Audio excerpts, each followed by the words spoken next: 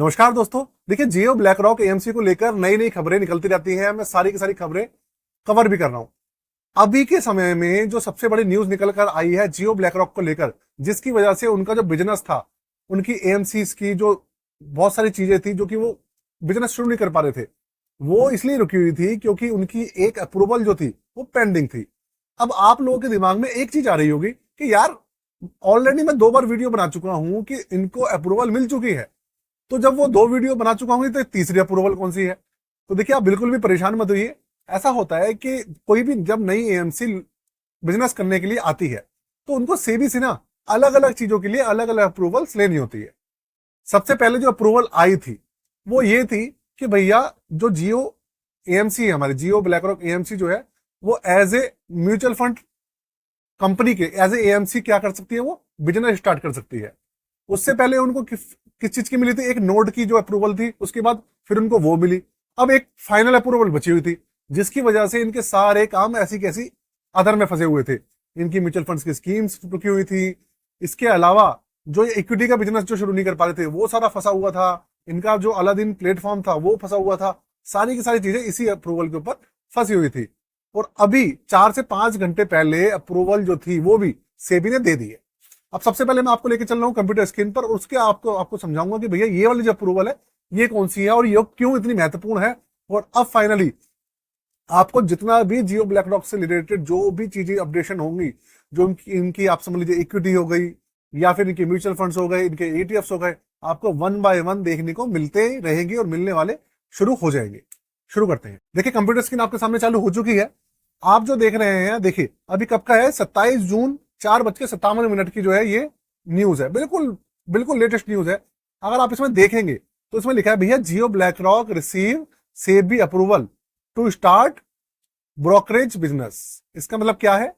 इसका मतलब ये हो गया कि अभी तक जो मिली थी वो as a mutual fund, as a AMC work करने के लिए मिली थी। एक नोड की जो होती है, एनओडी जो अप्रूवल होती है, वो मिल गई थी। अब हो ये रहा था कि देखो, जब कोई भी एएमसी आती है तो वो सिर्फ क्या करेगी, म्यूचुअल फंड का तो बिजनेस करेगी नहीं। अब साथ में अगर आप ग्रो को ले लीजिए, ग्रो क्या करता है? ग्रो आपका जो इक्विटी है उसके अंदर भी काम करता है, आपका म्यूचुअल फंड्स में भी काम करता है, ईटीएफ में भी काम करता है। तो अब इनकी जो अप्रूवल थी ना ब्रोकरेज बिजनेस की, वो इनको मिल गई है। तो अब कर क्या कहेंगे, ये इक्विटी से रिलेटेड जो भी काम है, शेयर से रिलेटेड जो भी काम है, वो सारा का सारा ये शुरू कर पाएंगे, क्योंकि इनको अप्रूवल जो है सेबी की मिल गई है। अब इसके बाद होगा ये कि भाई, अब इससे सबसे बड़ा फायदा क्या हुआ है, आप देखिए जेएफएसएल का जो स्टॉक है वो सबसे पहले तो 5% ऊपर हो गया। अगर मैं कल ही बताऊं, कल जो इसका प्राइस था वो 312 रुपए चल रहा था। कल मैंने आपको दिखाया भी था, मैंने वीडियो भी बनाई थी।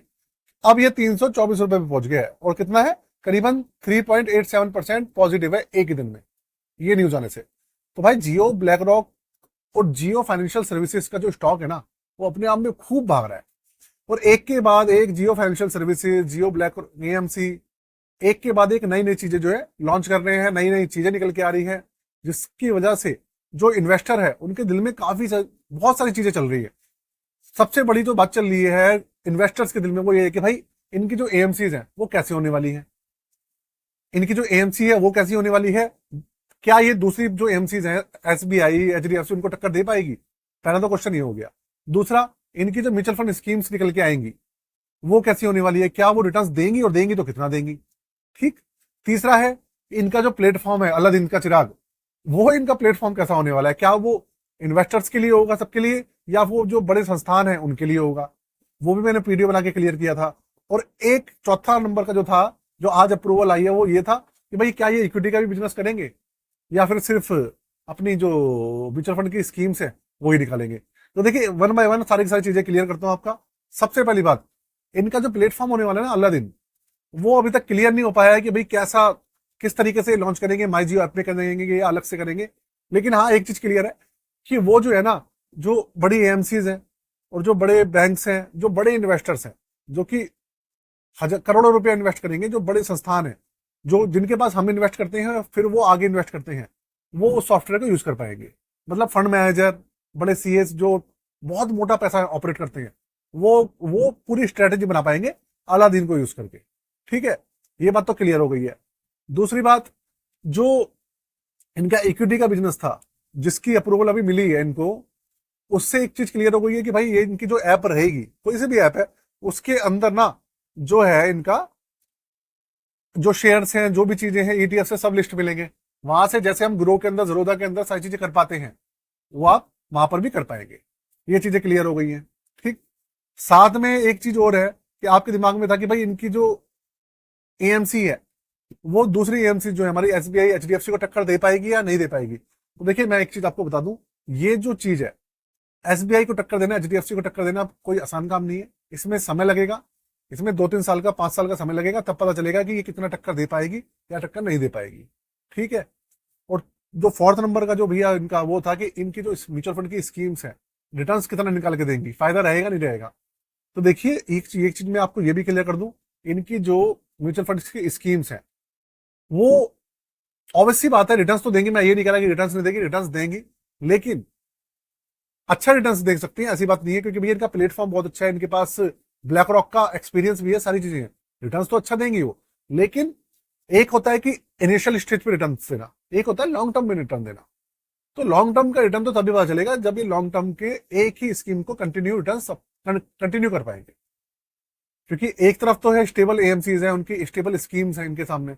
अगर हम स्मॉल कैप लेते हैं, स्मॉल कैप की स्टेबल स्कीम्स है, एसबीआई की, एचडीएफसी की, निप्पॉन की, कोटक हो गया, मोतीलाल, टाटा, बंधन बैंक, इनकी एएमसीज की पुरानी स्कीम्स है जो स्टेबल है। करोड़ों लोग जुड़े हुए हैं, लाखों, हजारों लाखों करोड़ का उसके अंदर इन्वेस्टमेंट लोग, एसआईपी लमसम है। और एक तरफ इनकी नया लॉन्च होगा, जो भी स्कीम आएगी नई आएगी, तो लोग, जो नए लोग होंगे वो तो एक बार के लिए इनके साथ चले जाएंगे, लेकिन जो पुराने लोग हैं वो शिफ्ट नहीं करेंगे जल्दी, क्योंकि वो देखेंगे, उनको वो बेवकूफ नहीं है, उनको पता है भैया पहले जब तक कोई भी नया एएमसी और नई स्कीम के अंदर जल्दी नहीं जाना चाहिए। पहले देखो, समझो किस तरीके से वो रिटर्न निकाल रही है, उसके बाद ही उसके अंदर जाना चाहिए। ये समझदारी कहती है। तो समझदार लोग जल्दी से शिफ्ट नहीं करेंगे, ये बात पक्की है। अब एक चीज जो दिमाग में और निकल के आ रही होगी आप सभी के, कि भाई इनके जो, इन्होंने 3 म्यूचुअल फंड की स्कीम जो थी अनाउंसमेंट कर दिया था, ड्राफ्ट भी कर दिए थे पेपर, कि भैया उनकी जो स्कीम है लॉन्च होने वाली है, लिक्विड फंड, ओवरनाइट फंड और एक डेट फंड हो रहा है दूसरा, है ना। तो उनका क्या हुआ, तो देखिए अब सेबी की ये अप्रूवल आ गई है, वो अप्रूवल बची हुई है, उनकी सेपरेट है कि भाई उन्होंने ड्राफ्ट पेपर भेजे हैं। जैसे ओवरनाइट फंड है, सबसे पहले ओवरनाइट फंड लॉन्च होगा, तो उसके पेपर गए हुए हैं सेबी के, तो इसके अप्रूवल आ गई, तो उसकी अप्रूवल भी नेक्स्ट वीक 101% आ जाएगी, पक्की बात है। उसकी अप्रूवल अगले वीक में आ जानी चाहिए। तो अगले वीक में आपको वो जो फंड है वो भी लॉन्च हुआ हुआ दिख जाएगा। और उस फंड के लॉन्च होने से पहले इनका एक चीज क्लियर कर देंगे, इनका देखिए ऐसा नहीं है कि म्यूचुअल फंड की स्कीम लॉन्च कर दी, ऐसा नहीं है। उसको लॉन्च करने से पहले ये क्या क्या क्लियर करेंगे, कौन सी ऐप होगी, कौन सा डीमेट अकाउंट होगा, कैसे ऑपरेट होगा, मतलब आपके दिमाग में जो क्वेश्चन है ना कि भाई वो कैसे लॉन्च होगा, कहां पर लॉन्च होगा, अलग से डीमेट अकाउंट खुलेगा, ये जो अलादीन इनका प्लेटफॉर्म है आप लोगों को मिलेगा नहीं मिलेगा, सारी चीजें क्लियर करेंगे पहले। ये पहले बहुत सारे अपडेट्स आएंगे, उसके बाद वो लॉन्च होगा। ऐसा भी हो सकता है कि सेबी की अप्रूवल मिल गई हो, लेकिन उन्होंने होल्ड पे डाला हो। पहले ये चीजें उनको क्लियर करनी पड़ेंगी कि भैया कौन सी ऐप होगी, ये कहां पर उसको लॉन्च करेंगे, कैसे करेंगे, सारी चीजें क्लियर हो जाएंगी पहले, उसके बाद ही मार्केट के अंदर वो आएगा। और जो ओवरनाइट फंड है, जो भी म्यूचुअल फंड है, तभी आएगा। और जो इक्विटी से रिलेटेड जो भी इनका काम होगा वो भी तभी आएगा। हाँ, ये चीज क्लियर हो गई है कि इनको अप्रूवल्स वगैरह सारी मिल गई है, इक्विटी की भी मिल गई है, म्यूचुअल फंड की भी मिल गई है, नोट की भी मिल गई है, सारी चीजें सेबी ने क्लियर कर दी है। तो अब ये फटाफट फटाफट अपना जो काम है वो कर लेंगे। तो दोस्तों एक चीज देखने वाली बात है कि इन सब चीजों की वजह से ना जो जेएफएसएल का शेयर है भाई वो बहुत जोर जोर से भाग रहा है। आप देखिए अच्छे खासे उसके अंदर रिटर्न्स निकल के आ रहे हैं। आप ये देख लीजिए, आपके सामने है कि भाई अगर मैं 6 महीने की बात करूं, आप देखिए कि भाई 6 महीने पहले जो जेएफएसएल था वो कहां पर था, ये देखिए 200 रुपए पे चल रहा था। कितना, कब ये 3 मार्च 2025 को, और अब ना कितने पे आ गया है एकदम, देखो आप 324 रुपए पे चल गया, 325 रुपए हो गया मोटा माटी, कितना ज्यादा बढ़ गया। तो भाई जबरदस्त तरीके से भाग रहा है ये। तो देखने वाली बात है, देखते हैं क्या होता है आने वाले समय में दोस्तों। बाकी हमारे साथ जुड़े रहिएगा, चैनल को सब्सक्राइब करके जाइएगा सबसे पहले, और वीडियो को लाइक कीजिएगा। अगर अभी तक वीडियो को लाइक नहीं करा है तो कर लीजिएगा, और चैनल को बिना सब्सक्राइब करे बिल्कुल भी मत जाइएगा दोस्तों। और जो मेन चैनल है उसका नाम है दी एक्टिव तरुण, उसका डिस्क्रिप्शन में लिंक दिया हुआ है, उसे सब्सक्राइब कर लीजिएगा। इसके अलावा अगर आप अपना पोर्टफोलियो हमसे बनवाना चाहते हैं, रिव्यू करवाना चाहते हैं, नया पोर्टफोलियो बनवाना चाहते हैं, रिव्यू करवाना चाहते हैं, तो डिस्क्रिप्शन में सारी डिटेल लिखी हुई है, चार्जेस मेंशन है, जाके देख लीजिएगा। और कॉन्टैक्ट करना चाहे तो व्हाट्सएप नंबर पे कर सकते हैं। ठीक है, तो आज के लिए जय हिंद, वंदे मातरम।